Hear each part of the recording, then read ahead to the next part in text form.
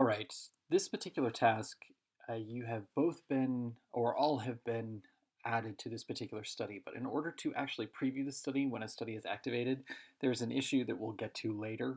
So in order to preview in-person join tests, you actually need to go to another study. I know it's a little weird. One that is not activated yet. Doesn't really matter what it is.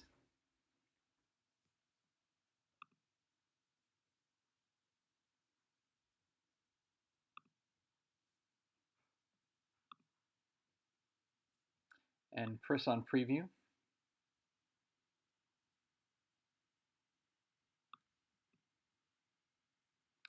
And you are going to remove yourself from that particular study by clicking on the link to the in the upper right. It's a little arrow. Just go here once again so you can see it.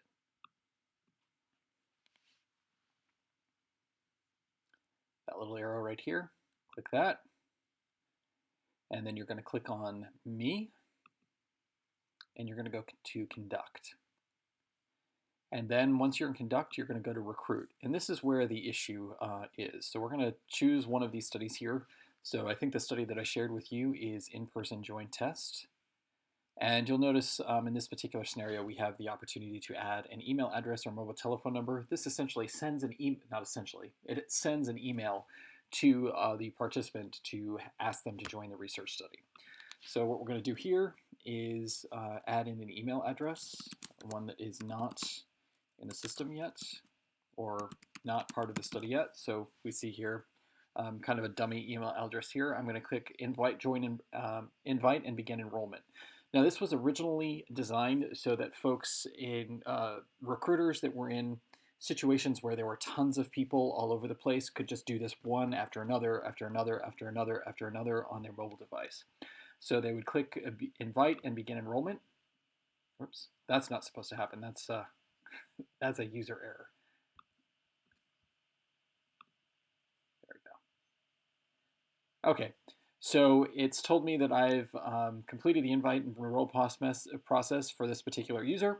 All good. Now I want to join another person because there are, for this particular study, let's say tons of people around.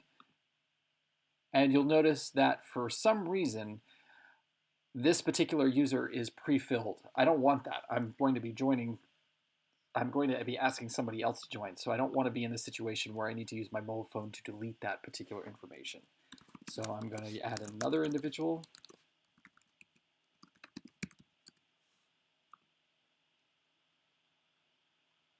Okay, that's all good. And there we are again.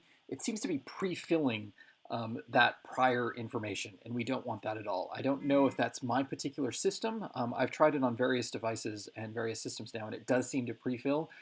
So we definitely want that not to happen.